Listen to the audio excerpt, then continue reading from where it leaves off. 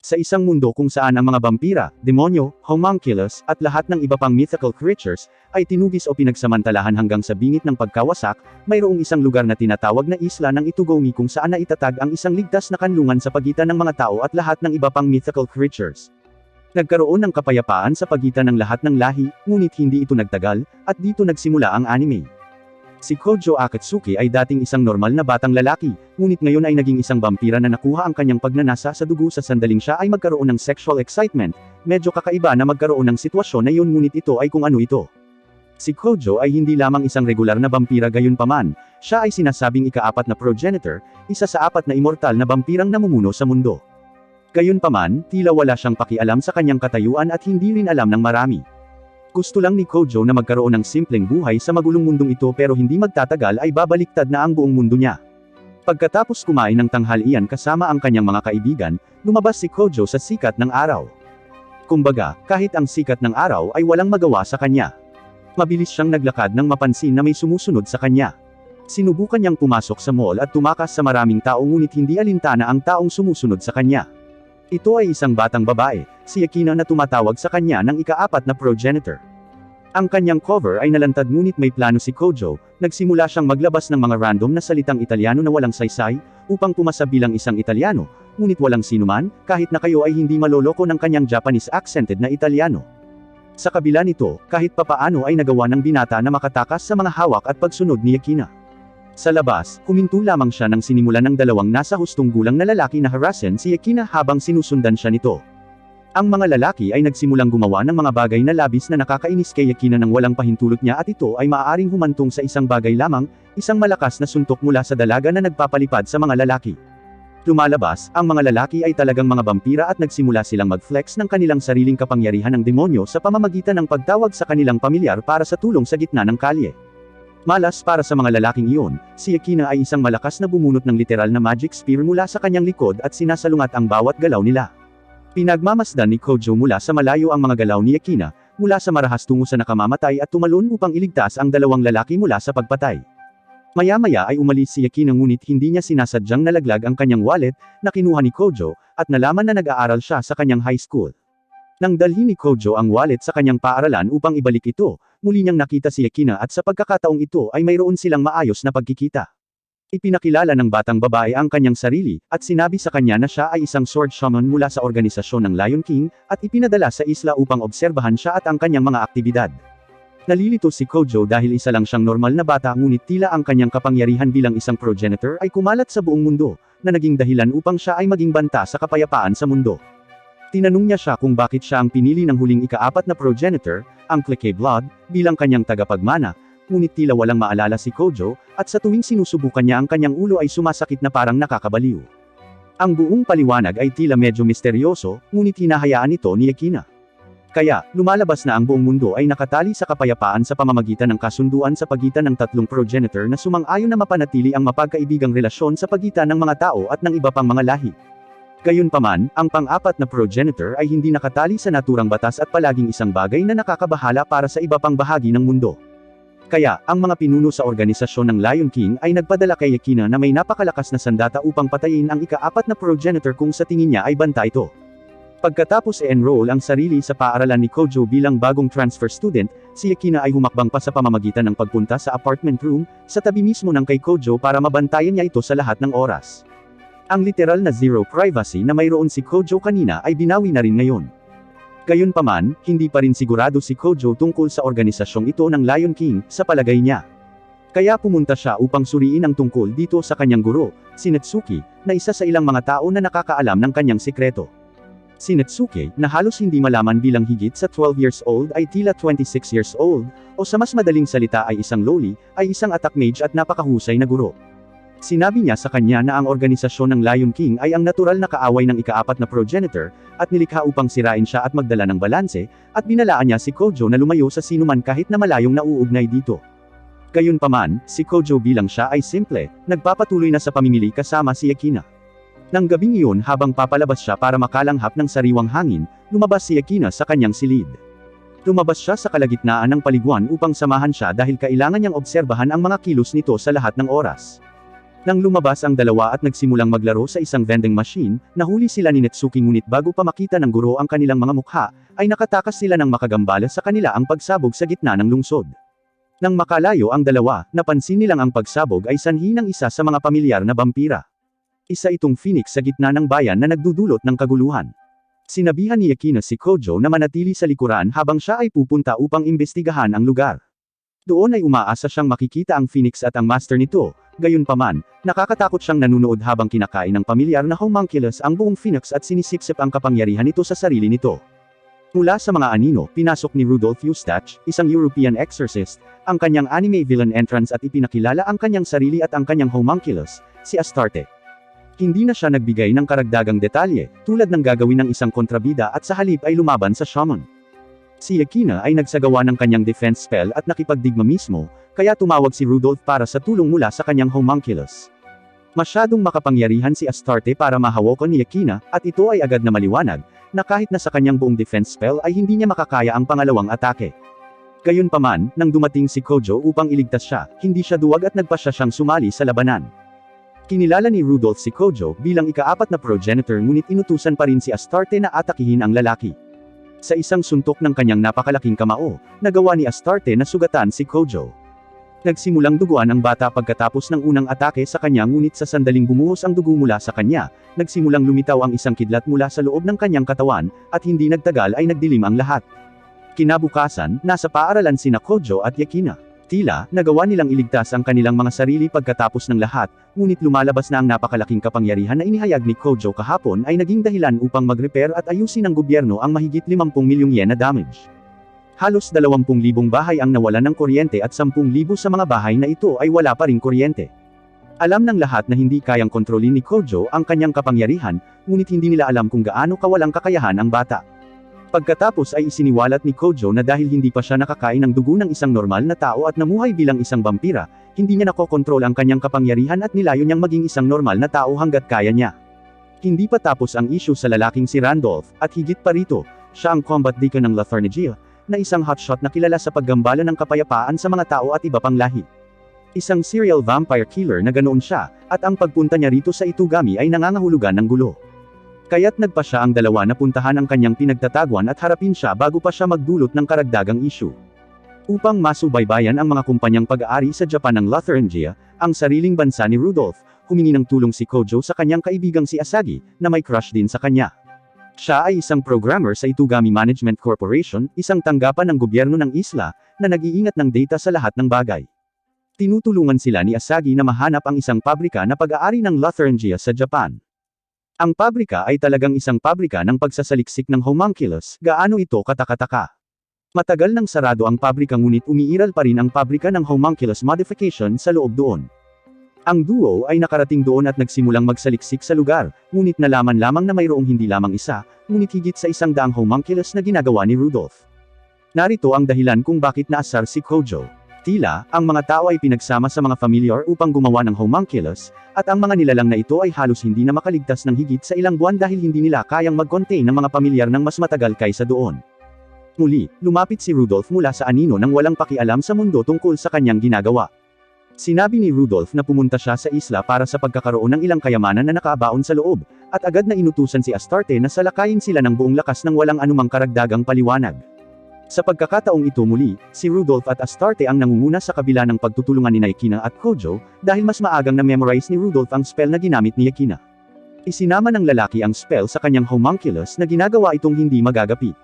Bumaba si Rudolph at kinuha ang kanyang sandata upang patayin si Yakina, nang biglang humakbang si Kojo sa pagitan ng atake at kinuha ito sa kanyang sarili. Si Rudolph ay hindi nagpakita ng awa at pinugutan ng ulo si Kojo sa harap mismo ng mga mata ni Yakina. Sa pagkamatay ng progenitor, si Rudolph ay gumawa ng malaking pagkakamali, at iniwan si Yakina na buhay habang siya ay patungo sa Itugami Management Corporation, at sumulong sa core ng mahiwagang pundasyon ng isla. Hindi nagtagal, nagising si Kojo, gaya ng sinabi ko sa inyo kanina na siya ay isang vampira na maaaring maglakad sa araw, na nangangahulugan na siya ay karaniwang walang kamatayan sa isang kahulugan. Ipinaliwanag ni Yakina na ang kanyang dugo ay nagsimulang bumalik sa kanyang katawan at ang kanyang ulo ay dumikit pabalik sa dati, at hindi nagtagal ay nabuhay siya at nasayang lang niya ang kanyang mga luha. Ngunit walang natitira pang oras para sa pagbibiro at muling tinawagan ni Kojo si Asagi para malaman kung ano nga ba ang kayamanan na sinasabi ni Rudolph. Iligal na nakakakuha ng access si Asagi sa mga pinaghihigpitang file at napagtanto na mayroong isang bagay sa mahiwagang pundasyon ng isla. Bago makaalis ang duo para habulin muli si Rudolph, inialok ni Yakina ang kanyang dugo kay Kojo para mag-transform siya bilang isang tunay na vampira at gamitin ang kanyang kapangyarihan. Sa una ay nag-aatubili si Kojo ngunit wala siyang pagpipilian kung isa sa alang-alang ang sitwasyon na kanilang kinaroroonan, kaya niyakap niya si Yakina, dahil sa ilang kadahilanan ay kailangan niyang magnasa bago siya makakain ng dugo. Pagkatapos sa isang kagat, sinisiksip niya ang ilang dugo ni Yakina mula sa kanyang leeg. Sa ibang lugar, si Rudolph at ang kanyang homunculus ay pumasok sa pundasyon na may mga pagsabog na nangyayari sa kaliwa at kanan. Gumagawa sila ng isang malaking kontrabida na hitsura. Ang relic na tinutukoy ni Rudolph na kayamanan ay isang kamay ng isang santo mula sa simbahan ni Rudolph. Tila, ang relic na ito ang dahilan kung bakit nagkaroon ng katatagan ang isla dahil ito ay isang sakripisyo na ibinigay sa ereheng Diyos, ayon kay Rudolph, na tumulong sa taga-disenyo na itayo ang isla. Nais ni Rudolph na maghiganti sa pamamagitan ng pagkuha ng relic sa kanya na magpapabagsak at magpaguho sa isla, na papatay sa milyon-milyong naninirahan doon. Gayunpaman, hindi iyon maaaring hayaan ng ating mga bayani at sa bagong tuklas na kapangyarihan, sa totoo lang, ang dating kapangyarihan ay maaari na ngayong kontrolin ni Kojo, binugbog ng dalawa si Rudolph at ang kanyang homunculus. Hindi nila sila pinapatay, gayunpaman, dahil ang mga bayani ay palaging mabuti sa ilang kadahilanan. Ginagamit ni Kojo ang isa sa mga pamilyar na nasa ilalim ng kanyang kontrol para talunin ang kontrabida sa isang shot, at ginagamit pa niya ang kanyang mga kapangyarihan upang matiyak na mabubuhay si Astarte sa pamamagitan ng pagkuha sa pamilyar na pinagsama sa kanya, sa ilalim ng kanyang kontrol. Kinalaunan sa araw na iyon, si Yakina ay nag-iimpake ng kanyang mga gamit at naghahanda ng umalis nang dumating si Kojo upang itanong kung bakit niya ito ginagawa. Tila, iniisip ni Yakina na nabigo niya ang kanyang layunin sa pamamagitan ng pakikipagkaibigan kay Kojo, sa halip na obserbahan at marahil ay patayin siya. Ngunit hindi nagtagal ay nakakuha siya ng isang package na naayos ang kanyang sirang sandata, na nagpapaniwala sa kanya na siya ay sinadya upang manatili ng ilang sandali pa. Sa ibang lugar sa Itugami, ang mga Therianthropic sympathizer ng Black Death Emperor faction na teroristang organisasyon ay nagsimulang mag-operate sa loob ng lungsod. Gayunpaman, hindi nila napagtanto na ang Itugami ay puno ng mga tao na tila mga bayani. Sa oras na ito ay si Natsumi, ang attack mage ay dumating upang hadlangan ang kanilang mga plano. Siya ay ipinahayag na siya ang mangkukulam sa kawalan, ngunit hindi pa natin alam kung ano ang ibig sabihin nito, kaya huwag na lang natin itong pansinin habang binubugbog niya ang halimaw at iginapos ito upang kunin ng mga pulis sa susunod na araw. Nakuha rin ni Natsuki na malaman na ang mga terorista ay hinahabol ang isang matagal nang nawawalang sandata na tinatawag na Nalakuvera. Pagbalik sa kanilang paaralan, naghahanda ang mga estudyante para sa paparating na Saikai Academy Ball Sports Tournament, at si Asagi ay ipinares kay Kojo para sa badminton event. Habang papunta si Kojo upang makipagkita sa kanya sa kaganapan, inatake siya ng dalawang metal na leon. Mukhang hindi naman sila matigas sa itsura nila at madaling mabugbog sa tulong ni Yakina. Nandoon pala talaga ang mga halimaw para maghatid ng invitation letter kay Kojo. Inimbitahan si Kojo sa yate ng bagong dating na kinatawan ng unang progenitor na nagngangalang Lord Ardil. Para madagdagan pa, hindi lang si Kojo ang inimbitahan ng lalaki kundi pinagdadala rin siya ng isang kasama. Bagamat ang una niyang pipiliin ay si Asagi, hindi niya maaaring ipaalam sa kanya ang kanyang lihim na pagkakakilanlan at sa gayon ay napilitang isama si Yakina. Sa yate, sina Yakina at Kojo ay nakaharap ni Ardil at ang kanyang bodyguard, at assistant na si Sayaka Kirasaka na lumalabas na matagal ng kaibigan ni Yakina mula sa Lion King Academy. Si Sayaka ay isang feminist at hindi ang mabuting uri, siya ang uri ng feminist na napupuot sa lahat ng lalaki at sa kontekstong ito, pinakaayaw niya si Kojo. Tila may mga pinipigilang damdamin siya kay Yakina, sigurado. Kung sa tingin mo ay kakaiba siya, maghintay hanggang marinig mo ang tungkol kay Ardil. Dinala ni Ardil ang dalawa sa loob at ibinunyag na siya ay umiibig sa huling ika-4 na progenitor, at dahil si Kojo na ang bago, siya ay umiibig din sa kanya. Dumating si Ardil sa punto at tinatalakay ang bagong banta ng internasyonal na terorista na si Christoph Gardos at ng kanyang organisasyon. Malamang na sinusundan ni Gardo si Ardil mula nang mapatay niya ang kanilang dating pinuno at gusto niyang harapin ni Kojo ang banta para sa kanya. Bina-blackmail niya ang mga ito na nagpapaliwanag na kung mapatay siya, sisirain ng kanyang mga pamilyar ang buong isla. Dahil walang ibang pagpipilian, binisita ni Kojo at Yakina si Natsuki sa kanyang opisina, nalaman na si Astarte ay nagtatrabaho na ngayon bilang kanyang kasambahay, at tinalakay ang Vatler, terorismo, at ang sinaunang sandata na kilala bilang Nalakuvera na hinahabol ng mga terorista. Gayunpaman, iniisip ni Natsumi na hindi sila dapat mag-aksaya ng kanilang oras sa paghahanap para sa sandata, dahil walang sinuman ang nakagamit nito at malamang na walang sinuman ang makakagamit nito kailanman. Naghihinala pa rin na marahil ay may nakatagong lihim ang sandata na ito, pumunta si Kojo kay Asagi at hiniling sa kanya na saliksikin ang armas gamit ang kanyang impluwensya sa opisina ng gobyerno at ang kanyang mga kasanayan sa pag-hack. Ang lahat ng ito ay pinapanood ni Sayaka na galit sa paniniwalang si Kojo ay nakikipag-juggling ng dalawang babae ng sabay-sabay at pinagtaksilan ang kanyang kaibigang si Yakina. Nang si Kojo ay nag-iisa sa bubong, isang galit na Sayaka ay humarap at sinalakay si Kojo sa bubong ng paaralan. Pagkatapos, naglabas si Kojo ng kanyang kapangyarihan, pumasok si Asagi at napansin niya ang lahat ng ito sa kanyang harapan. Si Kojo ay walang paraan upang makontrol ang kanyang sarili, at pinakawala ng hindi malulutas na kapangyarihan sa paligid na nagdulot ng napakalaking pagsabog, na nagpapadala ng mga alon ng napakalakas na ang buong paaralan ay nayanig. Si Asagi, ang pagiging isang normal na tao ay tumalsik sa epekto ngunit sa kabutihang palad ay hindi siya gaanong nasaktan. Dumating si Yakina sa pinangyarihan upang pigilan sina Sayaka at Kojo na magdulot ng karagdagang pagkawasak at pinagsabihan sila sa kanilang ginawa. Sa kabila ng lahat ng ito ay kasalanan ni Sayaka. Dinala ni Yakina si Asagi sa school nurse, kasama si Nagasa, kapatid ni Kojo, kung saan pinagaling siya ng nurse. Pagkaraang magkamalay si Asagi, hinarap niya si Yakina tungkol sa relasyon nila ni Kojo ngunit bago pa sila makapag-usap, lumitaw si Astarte, ang homunculus, na ngayon ay nagtatrabaho sa ilalim ni Netsuki, na nagpahinto sa kanilang pag-uusap sa kalagitnaan. At maya-maya lang ay may ilang demonyo na lumapit sa gusali. Mabilis na lumapit sa kwarto ang mga demonyo at mukhang hindi si Kojo ang hinahabol nila, si Asagi.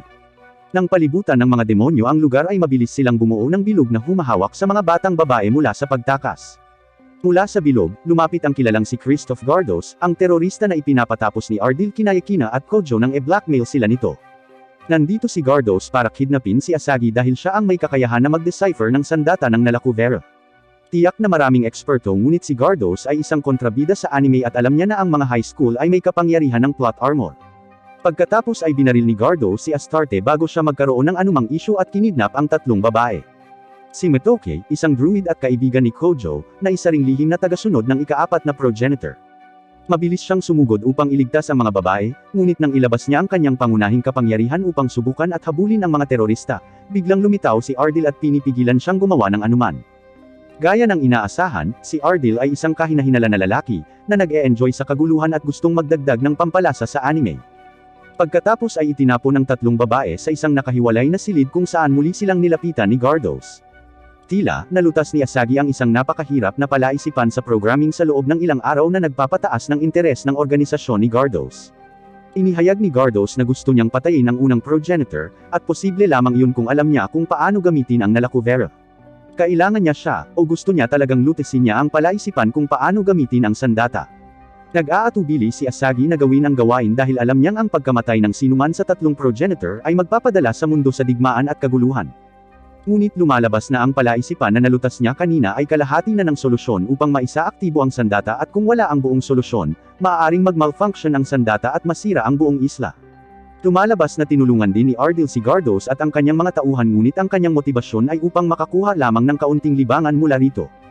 Sa lalong madaling panahon, lumitaw sa kalye ang Nalakuvera, na lumalabas na isang mekanisadong robot at nagsimulang magdulot ng kaguluhan. Nakarating sina Sayaka at Kojo sa eksena, ngunit sa mas maliit lamang na subfloat na isla na humiwalay sa pangunahing isla sa kanilang pakikipaglaban sa Nalakuvera. Nakipaglaban si Kojo sa Nalakuvera at sumama sa laban si Sayaka, gayunpaman, lumilitaw na ang Nalakuvera ang nakakalamang. Lalo na dahil talagang natututo ang Nalakuvera sa mga atake ng kalaban nito at nakaka-adapt sa mga galaw. Dahil walang ibang pagpipilian kundi ang maglunsad ng isang buong pag-atake, nagpasya si Kojo na ilabas ang kanyang pamilyar. Nang ang kanyang pamilyar ay kinaladkad ang Nalakuvera sa lupa, ito ay nagiging sanhi ng isang lindol. Samantala, sina Sayaka at Kojo ay nahulog sa pamamagitan ng isang bitak sa isang mas mababang palapag, na ngayon ay tumutulo at hindi matatag na lumulutang. Habang galit na kumilos si Asagi sa pag-decipher ng control system para sa Nalakuvera, lumilibot si Yakina sa base ng terorista. Ang shaman ay napadpad sa isang silid na puno ng mga gawang Nalakuvera. Ito ang pinakahuling plano ni Gardos na lumikha ng isang hukbo upang lipulin ang mga progenitor mula sa lupa. Gaya ng inaasahan, si Gardos ay gumawa ng isang kontrabidang entrance at nag-transform sa kanyang demonyong anyo upang labanan si Yakina. Matagal ang labanan sa pagitan ni Gardos at Yakina, na magkatugma sa mga malalakas na atake. Sa wakas, pagkatapos ng ilang matinding galaw mula sa magkabilang panig, pinutol ni Yakina ang kanyang braso, ngunit napigilan siyang talunin ng bigla ang pagsulput ng dalawa pang terorista, na nagdala sa kanila ng walang malay na sina Nagasa at Asagi bilang mga bilanggo.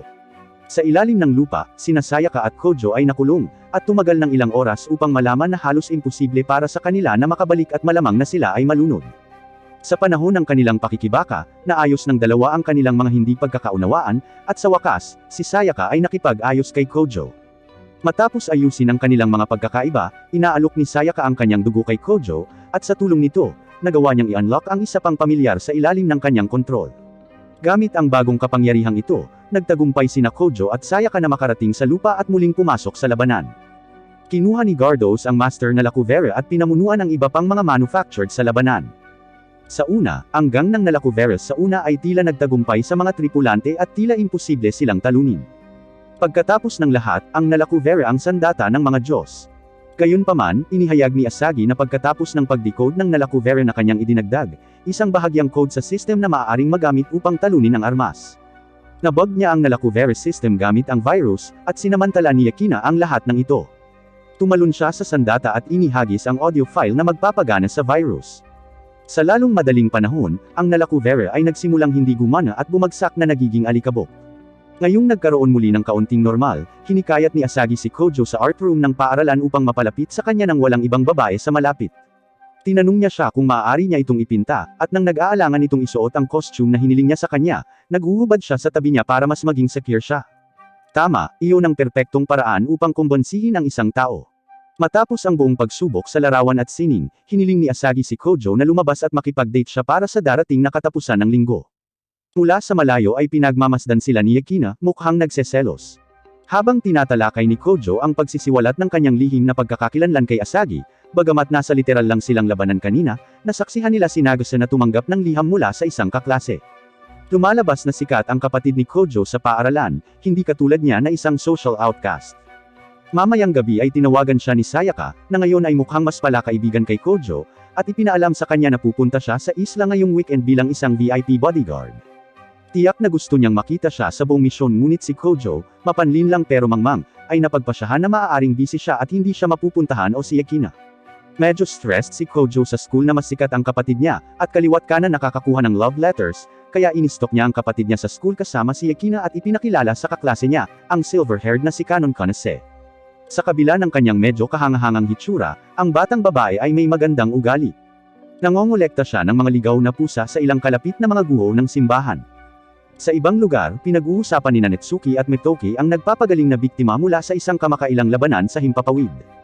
Tila, may kakaibang demonyong may puting buhok na umaatake sa mga tao at ito ang ikalimang pag-atake sa mga ordinaryong tao. Naniniwala sila na may ninakaw ang demonyo sa mga biktima ngunit hindi sila sigurado. Muli, lumalapit si Ardil mula sa mga anino, ginagawa niya ito ng madalas, at ipinaalam sa kanila na talagang ninanakaw ng demonyo ang mga kaluluwa ng biktima nito. Nangako ang lalaki na magbubunyag ng higit pang mga detalye sa kondisyon na hindi sangkot si Kojo sa kaso. Sa ibang lugar, sinamahan ni Kojo at Yakina sina Netsuki at Astarte sa isang festival, na talagang isang plano na ginawa ni Netsuki upang mahuli nila ang mga kamakailang lumalabas na mga demonyo. Si Netsuki ay nagplano na gamitin ang mga paputok upang lumikha ng isang distraction at labanan ang mga demonyo. Lumipat sila sa tore kung saan inaasahan nila ang isa pang labanan sa pagitan ng mga lumilipad na humanoid, na hinahangad nilang makuha. Sa panahon ng labanan, natuklasan nila na ang kanilang mahika ay hindi epektibo laban sa mga flyer na tila nakakalamang sa lahat ng oras. Nang inatake ng isa sa mga demonyo si Kojo, gayunpaman, iniligtas siya ng isa pang flyer na may pilak na buhok at malupit na inatake ang una. Siya ay tila walang hinahon at hindi nagpapakita ng awa. Habang ganap na ginugulo ang isa pang demonyo, ang kanyang maskara ay nawasak na nagpapakita na siya ay si Kanon. Si Kojo at ang iba ay natakot habang pinapatay siya ni Kanon at iniinom ang kanyang dugo. Kinabukasan, upang imbestigahan pa ang bagay na ito, binisita ni Kojo at Yakina ang Magus Craft, ang kumpanyang pinamamahalaan ng ama ni Kanon. Sa madaling usapan, nasa labas ng lugar si Kanon, ngunit pinalipad ng kanyang sekretarya na si Beatrice ang dalawa sa isang research island na pagmamay-ari ng kumpanya sa malapit. Medyo sigurado na siya ay nagdadala sa kanila sa isang bitag ngunit sila ay sumasama pa rin sa kanya, at ang piloto na si Lo ay mabilis na ibinaba sila at sinabing nandoon daw si Kanon. Sinabi na sa iyo na ito ay isang bitag. Bumalik sa lungsod, nagtataka tungkol kay Kanon Kanase, sinisiyasat ni Sayaka ang mga guho ng simbahan at nakatagpo si Metoki, na naaalala niyang nakita niya ang lalaking sus na si Ardil. Nagkaroon sila ng kaunting pagbibiro at hindi nagtagal ay sinamahan sila ni Nagase at Asagi. Sina Asagi at Sayaka ay may ilang mga lumang bagay na dapat ayusin, noong sinalakay ni Sayaka si Kojo. Pagkatapos ng kanilang drama, lahat sila ay tumungo sa isang malapit na internet cafe, kung saan ginagamit ni Asagi ang kanyang mga kasanayan upang subaybayan ang kinaroroonan ni Kojo at Yakina. Sa isla, gumawa sina Kojo at Yakina ng Bear Grylls-style settlement at naghanda ng mabuti para sa pagpapalipas ng gabi sa isla dahil maliit ang pag-asa na sila ay mailigtas sa lalong madaling panahon. Nang sa wakas ay dumating na ang gabi, hindi na makita si Yakina, kaya, lumabas si Kojo upang hanapin siya. Sa pagpasok ni Kojo sa malalim na kagubatan, hindi nagtagal ay narating niya ang isang pool na naliliwanagan ng buwan at sa pool na iyon, napansin niya ang isang dilag na kulay pilak ang buhok. Hindi natin maaaring ipakita kasi hubot-hubad siya, ngunit kamukha niya si Kanon. Sabay pikit ng mata ni Kojo para tingnan kung panaginip ba iyon at bigla na lamang ang pagkawala ng babae. Sa halip ay bumagsak ang isang sibat sa kanyang likuran, si Yakina yon, na naliligo rin doon at alam niyang pervert si Kojo. Ibinigay niya sa kanya ang kanyang jacket, bagamat kung mag-isa siyang pumunta rito, hindi ba't dala niya ang kanyang mga damit.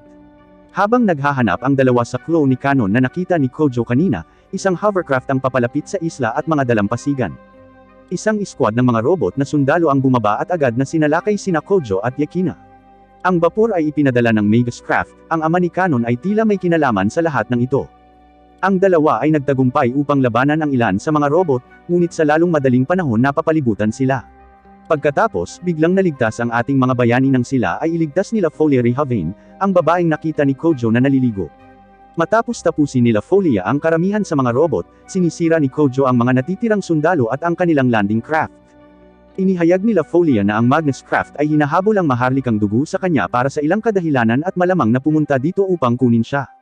Lumalabas na ang kanyang dugo ay kailangan upang si Kentai Kanase, ang ama ni Kanon, ay makapagsagawa ng kanyang mga spell kaya naman gusto niya itong mahuli.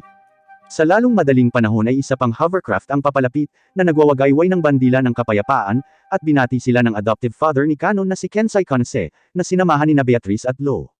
Ibinunyag ng trio ang kanilang mga plano na binubuo nila si Kanon sa tinatawag ni Kensai na isang anghel, na isang pinakamataas na halimaw na may hindi kapani-pani walang kapangyarihan laban sa kanyang kalooban.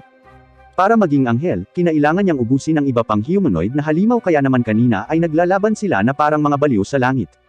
Hinihingi nila ang dugo mula kay LaFoyle upang makagawa sila ng karagdagang mga advancements kay Kanon, na dala-dala nila na parang baril sa kanilang briefcase. Plano din ng grupo na gamitin si Kanon para patayin si Kojo para maibenta nila siya bilang sandata na kayang pumatay sa pinakamakapangyarihang vampira sa mundo.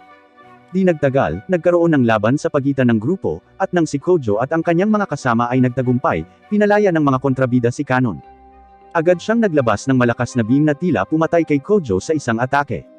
Ang pagkakita sa pagkamatay ni Kojo ay nakagambala sa mental na kalagayan ni Kanon nang hindi mahuhulaan at lumikha siya ng tore ng yelo sa paligid niya.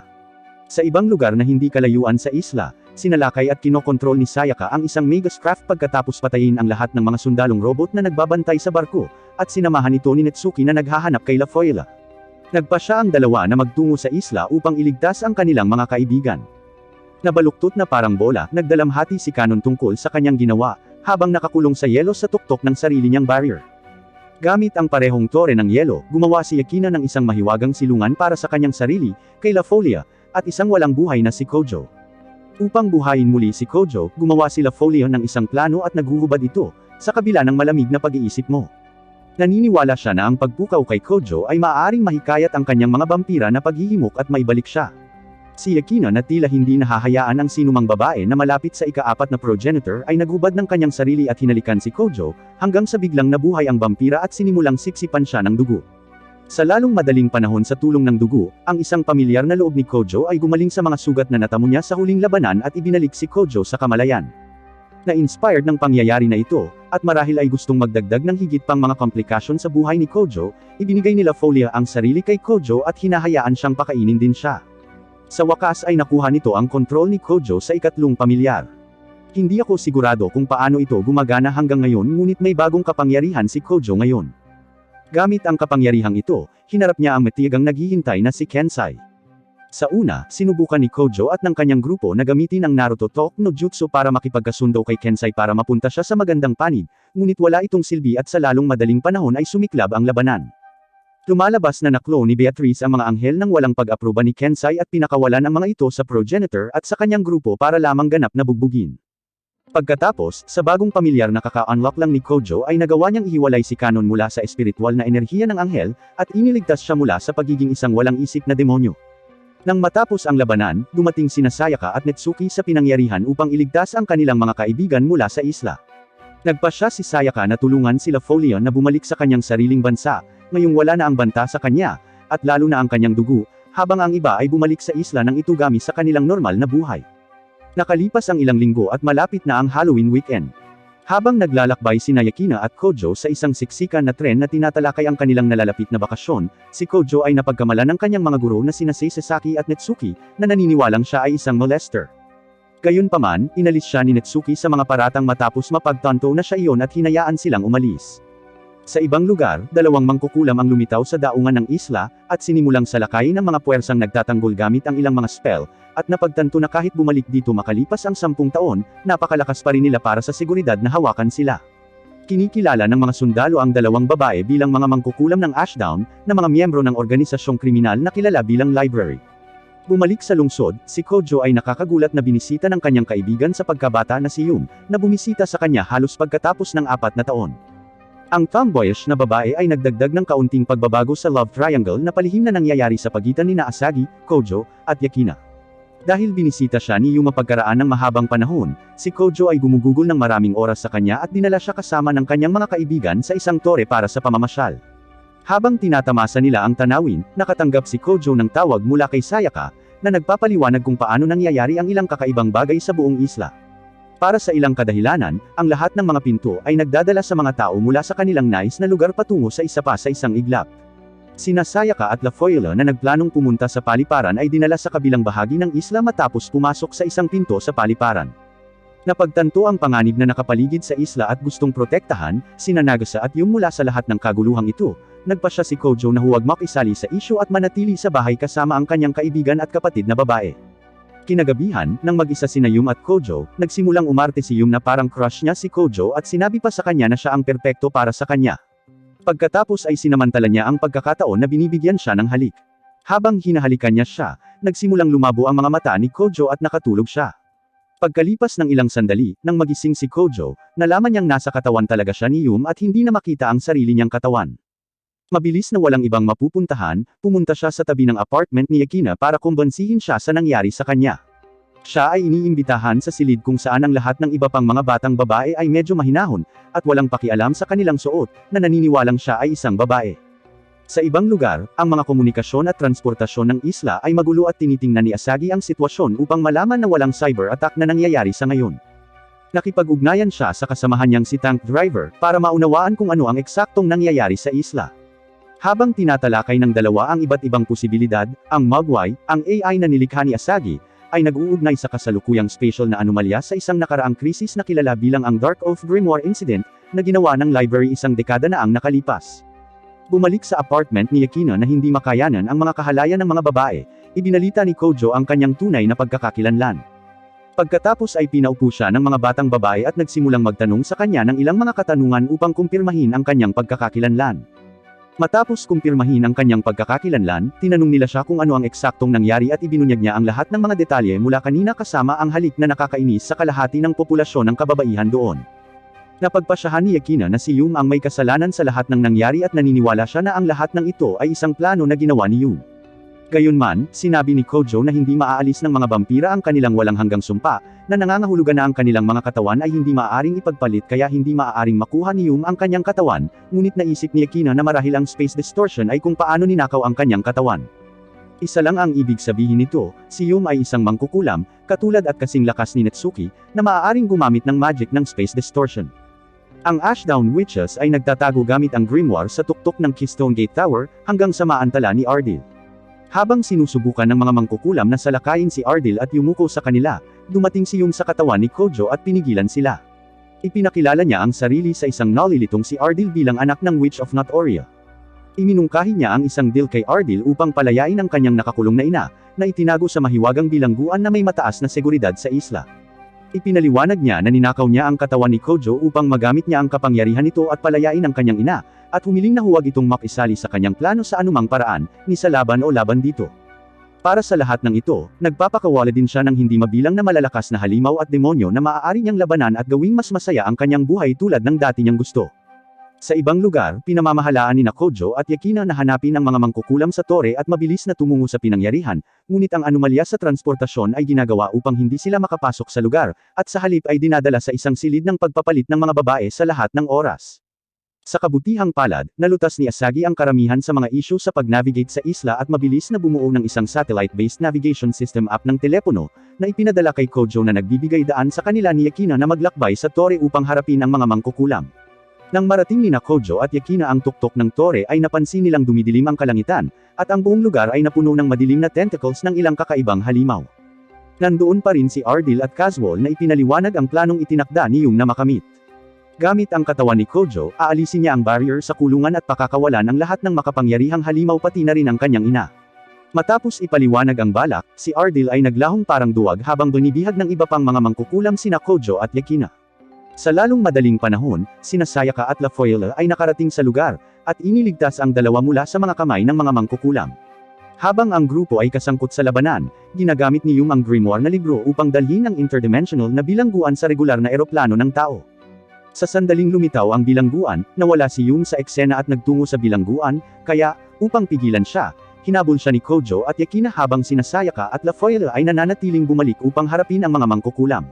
Si Yum, na ngayon ay may kontrol sa karamihan ng mga kapangyarihan ni Kojo ay ginagamit ito upang palayain ang isa sa kanyang mga pamilyar na nagdadala ng bilangguan sa eroplanong ito. Nang maabot ni Kojo at Yakina si Yum at sinundan siya sa bilangguan, napansin nila na sa gitna ng silid, si Netsuki, ang kanilang guro, at ang mangkukulam ng kawalan, ay nakaupo doon na natutulog.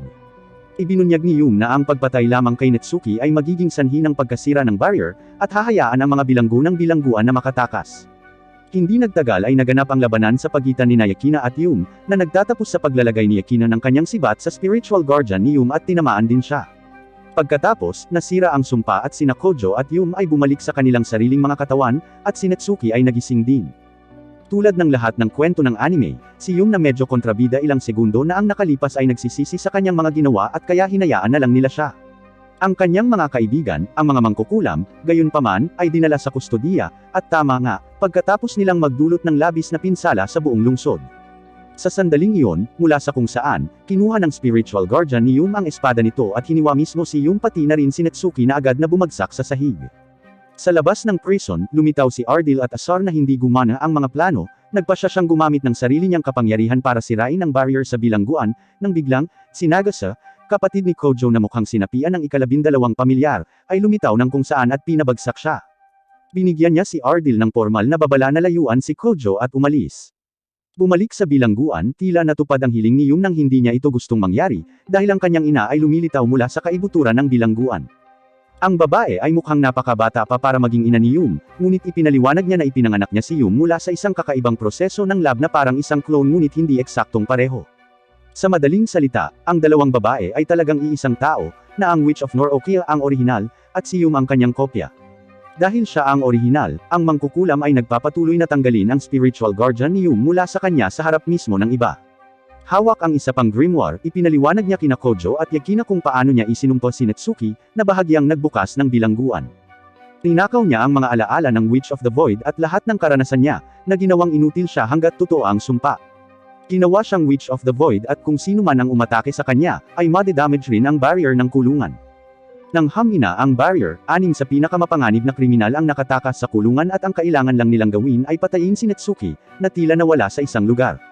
Sa ibang lugar, pagkatapos magising mula sa kanyang pagtulog, si Asagi ay naglalakad sa mga kalye sa panahon ng pagdiriwang kung saan nakuha niya ang pangangalaga ng isang maliit na bata, na maaaring si Netsuki. Hindi gustong mag-iwan ng literal na bata sa gitna ng mga lansangan, kinuha siya ni Asagi at inaalagaan siya. Bumalik sa bilangguan, ang mga bilanggo ay natutukso na salakayin si Kojo at ang kanyang nasugatan na grupo, ngunit sa sandaling iyon ay pumasok si Sayaka, na sumakay sa isang tank cart, at lahat sila ay nakatakas bago maatake. Pagkatapos ay dinala ni Kojo ang kanyang mga kaibigan sa lugar ng kanyang ina na umaasang matutulungan niya sila dahil siya ay isang doktor. Ang ina ni Kojo, si Mim Ori, gayunpaman ay medyo kakaiba, tulad ng karamihan sa mga karakter sa anime na ito. Pagkatapos, dinaman niya ang dibdib ni Yum upang matulungan niya ito sa kanyang sugat sa tiyan. Si Kojo naman ay may sariling set ng mga problema dahil gusto ni Sayaka na ialay ang sarili sa kanya sa ganitong sitwasyon. Gaya ng sinabi ko kanina, halos lahat ng mga ito ay kakaiba. Ang Witch of Notoria pagkatapos ay tumungo sa tuktok ng paaralan, kung saan nagtuturo si Natsuki, at hinarap ng dalawang miyembro ng kanyang organisasyon ang library. Hiniling ng mga lalaki sa kanya na bumalik sa organisasyon dahil malaya na siya, ngunit sa halip na bumalik ay pinutol ng mangkukulam ang kanyang relasyon sa organisasyon at brutal na pinatay ang dalawang lalaki. Bumalik sa lab, napagtanto ng grupo na dahil hindi lang sinaksak si Yun kundi binawi rin ang kanyang pamilyar na spirit guardian, walang pananaliksik sa paksa at walang normal na paggamot ang makakapagpagaling sa kanya. Kailangan niya ng isang taong may napakalaking magical skill, isang tulad ni Natsuki na makakatulong sa kanya. Habang pinag-uusapan si Natsuki, na pinaniniwalaan nilang makapagliligtas kay Yum, napansin nila si Asagi na may kasamang maliit na bata sa TV at tinawagan nila ito. Ang tawag ay naputol ng isa sa 6 na bilanggo na si Kirika Gurika na napagtanto na ang batang babae ay ang batang Witch of the Void. Sinimulang habulin ng lalaki ang dalawang babae ngunit sa kabutihang palad sa tulong ni Mogwai, ang AI, nagawa nilang makatakas sa lalaki at makatakas sa isang pasukan ng Keystone Gate.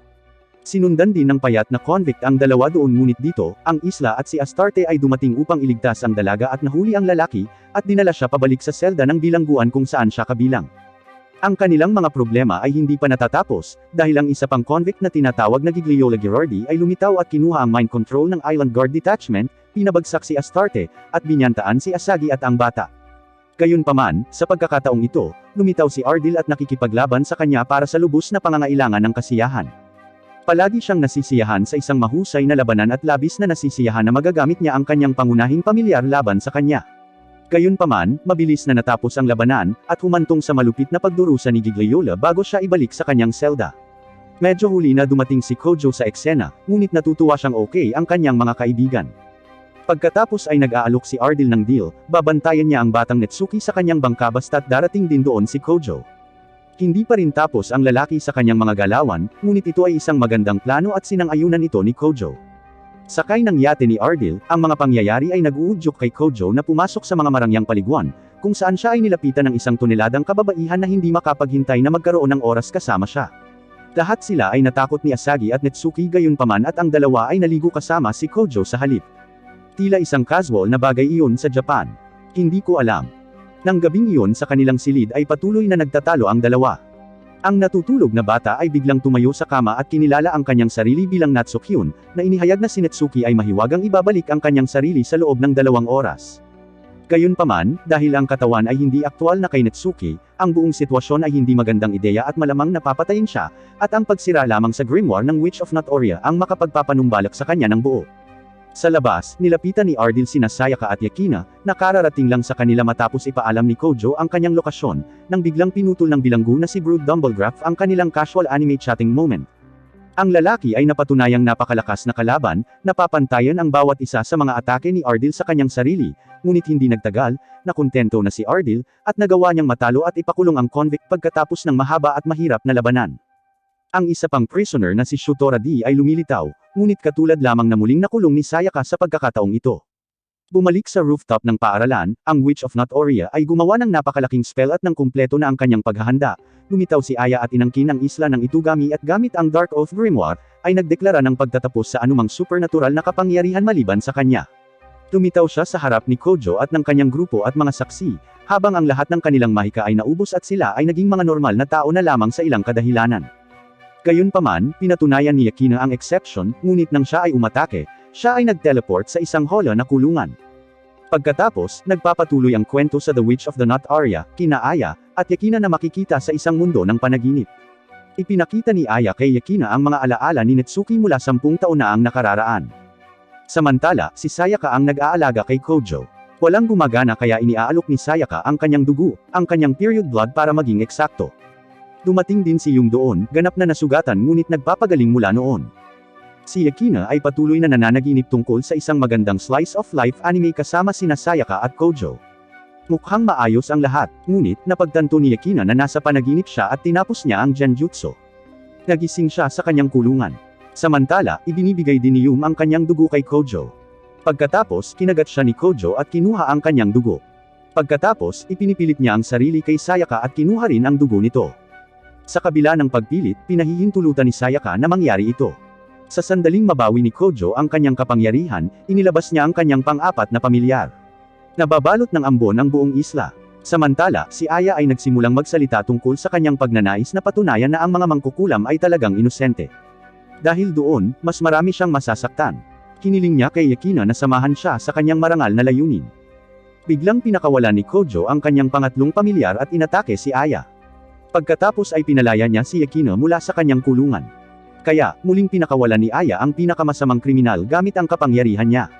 Bumalik ang 6 na kriminal. Ngunit, mabilis silang natalo ni Kojo sa pagkakataong ito.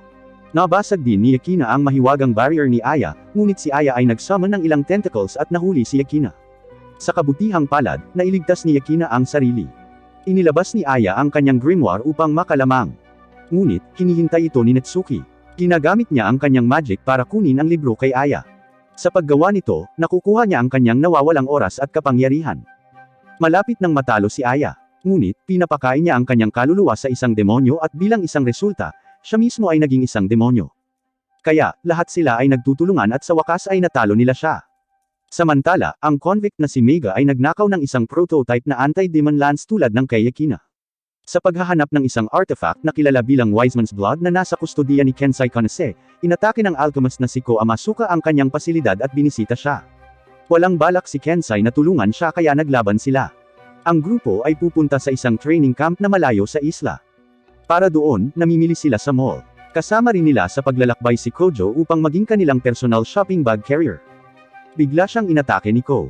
Nais ni Ko na ialay si Kanon bilang isang sakripisyo para sa ilang ritual. Nagkomento si Ko tungkol sa isang pangyayari na nangyari sa monasteryo ni Nina Adelaide 5 taon na ang nakakaraan. Sumama din sa laban si Yakina at naputol ang braso. Ngunit, gumagamit si Ko ng metal upang mabawi ang kanyang braso, na nagpapatunay na siya ay medyo katulad ng Full Metal Alchemist. Sa kabila ng pagiging confident, umalis siya sa ngayon, tulad ng ginagawa ng lahat ng mga kontrabida sa anime. Pumunta si Kojo kay Natsuki para iulat ang insidente. Siya ay pinuntahan ni Astarte na nagbigay sa kanya ng isang detalyadong pagpapaliwanag sa Wikipedia tungkol sa mga alchemist at ang kanilang pagnanais na maabot ang pagiging Diyos. Binanggit din niya ang maalamat na sina Nina Adelaide at Wiseman, dalawang alchemist na sinasabing nakarating na sa antas na iyon at magiging mga siglo na ang edad ngayon. Nagpasya sina Kojo at Asagi na pumunta sa monasteryo ni Nina Adelaide. Ngunit, pinigilan sila ni Natsuki. Sa proseso, nawalan si Asagi ng isang walang katumbas na hikaw. Sinabi sa kanila ni Natsuki na si Kensai ay inatake ni Ko noong nakaraan. Nagpasya silang bantayan ng higit pa si Kanon. Dinala ni Yakina si Kojo sa isang makulimlim na lugar ng lungsod kung saan nakatago ang sangay ng isla ng Lion Kings. Lumilitaw ang guro ni Yakina bilang isang pusa na pamilyar at binati sila. Nang makita siya, isinuko ni Yakina ang kanyang halberd sa kanya.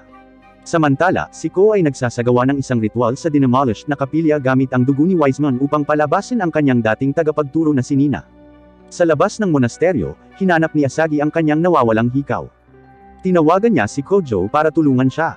Sa loob ng monasteryo, pinalaya si Nina at kinain niya ang isang tao upang mabawi ang kanyang dating anyo. Si Asagi, na nasa labas, ay nakita ni Ko na inatake siya. Habang nagsisimula siyang mamatay, sumigaw si Kojo sa telepono. Dumating si Kojo at ang iba pa sa lugar. Nang makita niyang patay si Asagi, nawalan siya ng kontrol. Pero, pinapakalma siya ni Yakina. Pagkatapos ay nilapitan sila ni Ko at nagsimulang matuwa. Agad naman siyang nilabanan ni Kojo at Yakina. Ngunit, inalis ni Ko ang kanyang anyo ng tao at kinuha ang anyo ng Wiseman's Blood. Kahit papaano ay nagawa nilang talunin siya. Biglang nagising si Asagi, mabuti at buhay na siya, kahit na nabalot ng dugo. Parang hindi naman siya nasaktan. Dahil hindi siya makakauwi na puno ng dugo, iniuwi siya ni Kojo, kung saan ay inaasikaso ni Nagasa. Habang siya ay naliligo, nakita ni Asagi ang isang pulang marka sa kanyang dibdib na kanyang hinawakan. Ang paggawa nito ay nagiging sanhi ng sinaunang alchemist, si Nina Adelaide na iposes ang kanyang katawan. Hubad na naglalakad si Nina sa bahay, dahilan para mag-donate ng dugo si Kojo sa carpet. Tinakto ni Nina ang kanyang sarili at ibinunyag ang lahat tungkol sa kanyang sarili kay Kojo, na nagpapasalamat sa kanya sa pagliligtas sa buhay ni Asagi. Samantala, nakaligtas si Ko sa kanyang laban at naglalakad siya sa paligid ng bayan. Ngunit, hinarap siya ni Natsuki at madali siyang tinalo. Naglabas siya ng itim na bola na kinuha niya. Sa ibang lugar, sinabi ni Nina na lalabas siya sa katawan ni Asagi sa sandaling makuha niya ang Wiseman's Blood. Umupo sila para sa hapunan at sumama din sa kanila si Yakina. Kinabukasan, umalis ang mga babae para sa kanilang training camp habang si Kojo ay nananatili sa bahay. Nararamdaman ni Nina ang Wiseman's Blood na gumagalaw sa paligid ng lungsod. Lumalabas, hindi talaga namatay si Ko sa mga kamay ni Natsuki. Si Ko ay umiikot sa kanyang kakilakilabot na likidong anyo habang ang lahat ng mga tao ay sinusubukang pigilan siya. Gumagamit sila ng liquid nitrogen para pigilan siya sa ngayon. Ngunit ang sorpresa, lumabas na si Ko ay nasa kanyang normal na anyo ng tao. Ang likido ay talagang tinatawag na Wiseman's Blood. Sinisira nila ang lugar at tumakas sa dagat sa ngayon. Samantala, nasa training cruise ang mga babae nang maramdaman nilang may kakaibang nagmumula sa tubig. Sumakay si Ko sa ferry at sinalakay ang mga tao doon gamit ang kanyang alchemy powers. Samantala, binisita ni Nina at Kojo ang nasirang simbahan kung saan nakita nila ang mga buto ng mga tao na pinatay ng Wiseman's Blood. Nakahanap din siya ng kaunting Wiseman's Blood kaya kinuha niya ito. Ginagamit niya ito upang mabawi ang ilan sa kanyang mga kapangyarihan. Pagbalik sa ferry, hinahanap ni Ko si Kanon para kumpletuhin ang ilang ritual. Tumatakbo siya palayo habang sinusubukan siyang pigilan ni Yakina. Naghanda sina Kojo at Nina na sumakay sa isang airship na ibinigay sa kanila nila Folia. Bago sila makapasok, dumating ang guro ni Yakina, ang pusa, at binigay sa kanila ang halberd ni Yakina para ihatid sa kanya. Samantala, kinukulong ni Ko si Kanon at naghanda na atakihin siya. Ngunit, kinukwento niya kung paano niya naaalala siya at kung gaano kalungkot ang naging buhay niya. Hindi kayang tiisin ni Ko ang katotohanan, kaya sumugod siya, ngunit iniligtas siya ni Yakina gamit ang isang maliit na kutsilyo. Nang gumawa si Ko ng mga shadow clone para patayin sila, dumating sina Kojo at Nina sakay ng espesyal na sasakyang panghimpapawid. Pinahinto nila si Ko at ibinalik sa kanya ang halberd ni Yakina. Sinimulan nilang duminahin si Ko. Kaya, inilabas ni Ko ang ginintuang bungo ng Wiseman at itinapon ito sa deck. Samantala, ang Wiseman's Blood ay napupunta sa tubig dagat upang sumipsip ng anumang kinakailangang materyales mula sa dagat. Sa sandaling makuha ang mga kinakailangang materyales, ang Wiseman ay nagiging isang higanteng ginintuang nilalang at inatake niya ang mga ito. Ngunit, inilabas ni Kojo ang kanyang mga kapangyarihan at hinaranggan ang mga pag-atake. Ang lahat ay nailigtas, ngunit si Kojo ay naging solidong metal. Dahil hindi siya technically napatay, hindi na siya mabubuhay. Si Yakina ay nagsimulang umiyak sa kanya. Biglang, si Nagase ay sinapian muli ni Aurora. Ginagamit ni Aurora si Nagase para halikan siya, sariling kapatid. Nabawi ni Kojo ang kanyang kapangyarihan. Ngunit, kailangan ba talaga yon? Hindi kaya hinalikan siya ni Yakina sa halip na kapatid niya. Anyways, inaalay din muli ni Yakina ang sarili kay Kojo na umiinom ng dugo niya. Ngayong marami na siyang kapangyarihan, naghahanda na siyang bugbugin ang Wiseman. Ipinatawag ni Kojo ang bawat isa sa kanyang mga pamilyar para sa layuning iyon. Samantala, ginagamit ni Yakina ang kanyang halberd upang talunin si Ko, na sa wakas ay napagtanto na siya ay nasa mali. Ngunit, malakas pa rin ang Wiseman dahil naging perpektong nilalang siya gamit ang kanyang alchemy powers. Kaya, inilabas ni Kojo ang kanyang panglabing-isang pamilyar, na isang bodacious na babae. Ang panglabing-isang pamilyar ay kinukuha ang Wiseman at pinaghiwa-hiwalay siya sa kawalan. Si Nina ay napalaya mula sa kanyang koneksyon kay Wiseman at nabawi niya ang kanyang tunay na katawan. Ngunit, hindi niya nakuha ang lahat ng dugo kaya maliit lang siya sa ngayon. Nagising si Yakina na may luha sa kanyang mga mata nang maisip niyang iiwan siya ni Kojo. Siguro mahal niya talaga siya. Mamaya sa paaralan, si Yakina ay nagpapalit sa locker room, nang ang isang hubad na figure ay lumitaw na parang estilo ng Terminator. Inatake ng babaeng kamukha ni Yakina si Yakina at saka kinuha ang kanyang damit. Samantala, pumunta si Lord Ardil sa isang lugar na lubhang na pinsala. Sinabi niya kay Sayaka na ang dragon sa ibaba ng kanilang isla ay nagsisimula ng gumalaw. Sa paaralan, ang misteryosong tao na kamukha ni Yakina, ay nakaharap kina Kojo at Yaze. Kakaiba ang kinikilos niya sa harap nila, na umaakit sa atensyon ni Kojo. Muli siyang humakbang pasulong at tinatrato si Netsuki na parang batang babae. Agad na may hinala si Netsuki at hinawakan siya sa mga dibdib. Ngunit, walang sinasabi si Netsuki sa ngayon. Pagkatapos, tumakbo palayo ang babae habang si Kojo naman ay sinusundan siya. Bumalik sa nawasak na lugar, lumitaw ang isang higanteng dragon mula sa butas. Parang baliw ang tawa ni Lord Ardil sa tuwa. Hinarap ni Kojo ang dalaga nang mapagtanto niyang hindi siya si Yakina. Lumilitaw din ang totoong Yakina na may mga bagong damit at ang kanyang halberd, na handang patayin ang gumaya sa kanya. Ngunit, nabulabog ang kanilang pagtatalo sa appearance ng dragon mula kanina. Kaya, gumagawa si Netsuki ng dimensyon na kumokontrol sa espasyo sa paligid nila. Ngunit biglang, ang dragon ay gumagamit ng isang portal upang tusukin ang kakaibang babae. Pagkatapos, sinunggaban nito si Kojo at kinuhaan ng maraming kapangyarihan bago niya mapalaya ang sarili. Sinubukan ng dragon na salakayin si Yakina gamit ang parehong mga taktika, ngunit lumaban siya. Dahil mahina si Kojo dahil sa pagkaubos ng kanyang kapangyarihan, inaatake siya ng dragon. Ngunit, nilabanan ni Yakina ang dragon. At sa proseso, ang kanyang malakas na halberd ay nasira. Habang inaatake siya ng dragon, nagising ang kakaibang babae kanina. Ginagamit niya ang sarili niyang pamilyar para pigilan ang dragon. Lumalabas, isa rin siyang immortal na vampira, tulad ni Kojo. Sinabi niya na sinundan niya ang dragon hanggang dito upang pigilan siya. Lumilitaw si Natsuki sa sandaling iyon at inaako ang responsibilidad para sa bagong babae. Ang totoong Yakina ay labis na nanlumo dahil ang kanyang halberd ay nasira. Noong gabing iyon, inutusan ng Lion King Organization si Yakina na bumalik, na nagresulta sa kanyang pagiging mas depressed. Nang maglaon, naligo ang babae kasama ang ibang mga babae at sinabi sa kanila ang tungkol sa dragon. Tila, ito ay isang man-made magical beast. Maaari nitong sirain ang oras at espasyo at kakainin nito ang mga mahiwagang ugat na sumusuporta sa kanilang isla. Kung magpapatuloy iyon, lulubog ang islang ito. Nalaman din ni Asagi at ng kanyang kumpanya ang tungkol sa pabago-bagong antas ng enerhiya. Nang maglaon, ipinahayag ni Yakina na siya ay ipinatawag ng Lion King Organization. Sobrang lungkot niya pero hindi niya pinapakita. Walang ginagawa si Kojo. Kaya, sinampal siya ni Sayaka sa kanyang katinuan, at pumunta siya upang tulungan si Yakina, dahil tinulungan siya nito ng maraming beses sa pamamagitan ng pagbibigay sa kanya ng kanyang dugo.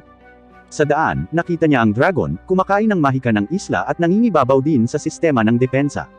Tinawagan siya ni Asagi at sinabing mayroon silang 30 oras bago lumubog ang isla. At pagkatapos, ang mga linya ng telepono ay nawala. Pumunta ang misteryosong babae kay Yakina para tulungan siya. Sinasabi niya ang mga motivational lines at pagkatapos ay gumagamit siya ng sarili niyang magic para bigyan siya ng bagong sandata. Sa ibang lugar, ginagamit ni Kojo ang kanyang pamilyar upang labanan ang dragon. Ngunit ito ay masyadong malakas para sa kanya. Kaya, sina Netsuki at Astarte ay sumali sa laban. Tinalo nila ang dragon ngunit nabuhay itong muli. Kapag ginamit ni Kojo ang kanyang pamilyar laban dito, ninanakaw muli ng dragon ang kanyang kapangyarihan.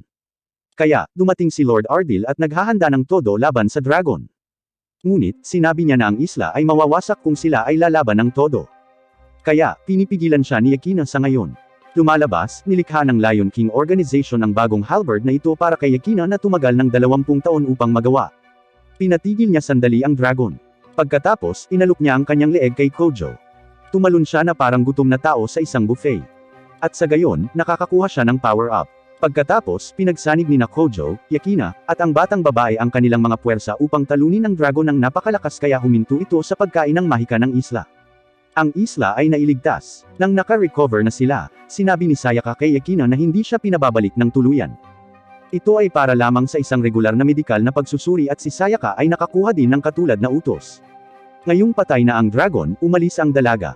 Bago umalis, tinawag niya si Yakina na nanay. Parehong nalilito sina Yakina at Kojo. Dahil bukod dito, ang babae ay isang vampira, na nagpapahiwatig na gagawin ito ni Kojo at Yakina sa hinaharap.